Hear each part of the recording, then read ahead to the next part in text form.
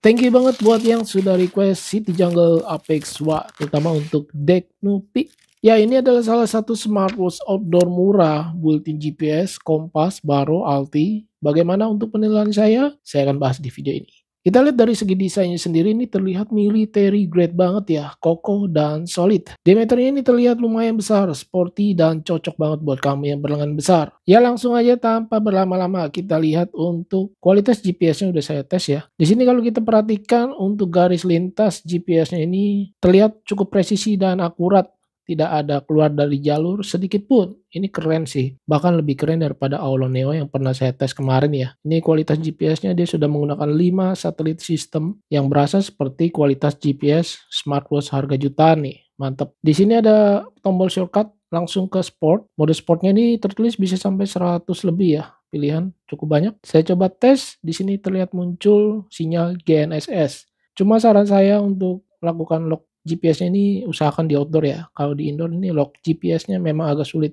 Data yang ditampilkan di menu olahraganya terlihat segini ya. Terlihat sih lumayan nih. Banyak data yang ditampilkan dan saya slide ke kiri bisa menampilkan rute GPS atau route back. Kemudian di slide ke kanan bisa menampilkan Bluetooth Music yang ada pengaturan volume di bagian pojok kiri atas. Ya karena dia sudah smartwatch outdoor, sudah sepantas atau seharusnya memiliki fitur-fitur outdoor. Salah satunya yang saya coba lihat di sini ada fitur yang namanya kompas, dia full screen ya. Mantap, terlihat cukup presisi ketika diputar dikit aja dia langsung bergerak. Kemudian fitur barometer dan altimeter juga tersedia di smartwatch ini. Kita bisa kalibrasi di bagian bawah ini. Lalu juga di bagian aplikasinya bisa terhubung ke aplikasi pihak ketiga seperti Google Fit dan Strava.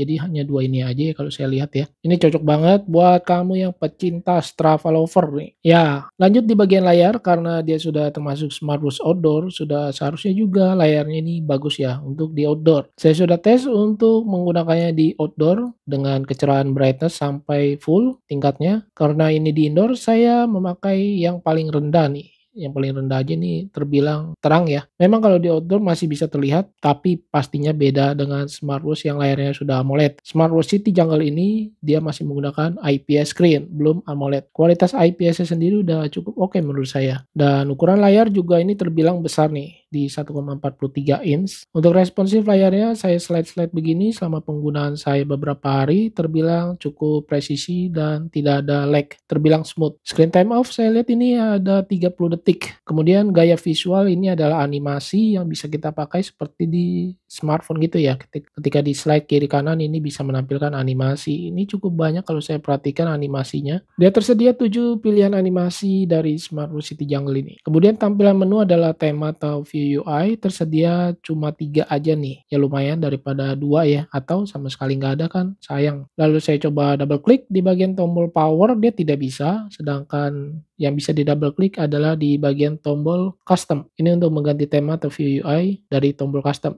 Saya coba tes slide di bagian mode smart style-nya ini terbilang halus mulus gerakannya ya. Berasanya ini 60 Hz sih harusnya. Dan ditambah lagi kalau smartwatch outdoor itu tipikalnya baterai harus besar karena dipakai untuk di luar ruangan ya. Untuk kapasitas baterainya ini terbilang besar di 500 mAh. Selama pemakaian saya kurang lebih 1 harian, dia turunnya di 13% dari 100% pengecasan saya kemarin ya. Ini penggunaan saya di luar ruangan dengan brightness full, GPS juga saya aktifkan. Menurut saya ini lumayan lah ya, tidak terlalu boros banget karena dia juga tidak ada always on display atau AOD. Kalau di deskripsi produk saya lihat ini bisa tahan sampai 1 mingguan ya.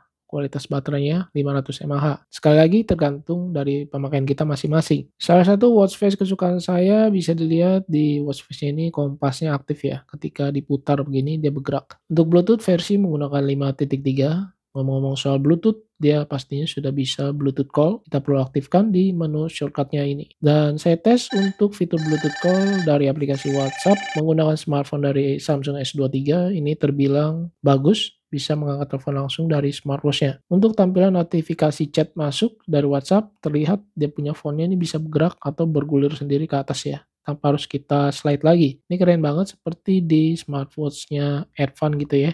Fontnya juga terlihat cukup rapi. Nama pengirim atau logo WhatsApp-nya ini terpisah di bagian atas. Untuk ketahanan air tertulis di deskripsi 380 m. Saran saya untuk dipakai berenang jangan ya, apalagi untuk menyelam, karena air lama-lama saran saya sih dijauhin, jangan. Karena mengingat di pinggir kiri kanan ini terdapat baut ya, dan juga ada lubang speaker dan mic. Ingat, smartwatch ini hanya 500 ribuan. Sekedar cuci tangan atau kehujanan ini masih oke lah ini. Fitur-fitur yang disediakan dari smartwatch ini, di fitur kesehatan kita lihat ada heart rate monitor yang terbilang nih heart rate-nya berjalan dinamis atau berkelanjutan. Lalu ada analisis latihan, ini keren juga nih. Pemulihan fisik juga ada. SpO2 kita lihat dia langsung memulai ya tanpa di tap lagi. Hasilnya sendiri kalau saya perhatikan dia muncul dan berhenti gitu aja. Lalu menekankan ini fitur sepertinya stress level, ini juga langsung memulai dan ketika muncul dia berhenti saja sama seperti SpO2 ya, saya lihat.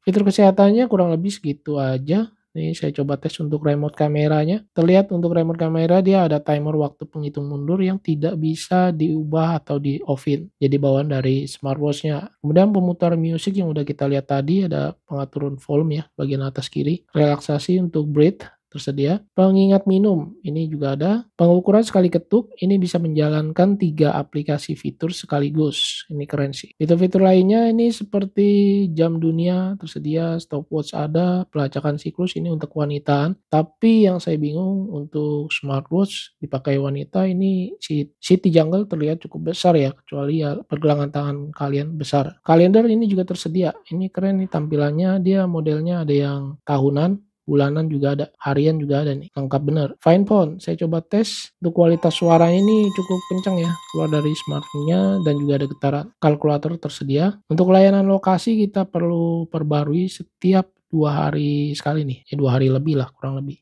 Oke, saya coba hands on ke lingkar lengan saya, ukuran lingkarnya ini 16 cm. Ini salah satu smartwatch yang akan tayang nanti, keren nih. Bisa dilihat ini di lingkar lengan saya yang kecil terlihat strapnya cukup panjang dan elastis, disediakan 2 penyangga strap yang lumayan agak sulit memasukkannya ya karena terlalu lentur. Dan ketika sudah saya pakai ini terlihat strapnya cukup keren, sporty dan mantap banget, cocok sama dia punya tampilan smartwatch-nya. Ketika lengan diputar pun dia cukup responsif walaupun masih ada delay ya, mungkin sekian 0, berapa detik gitu.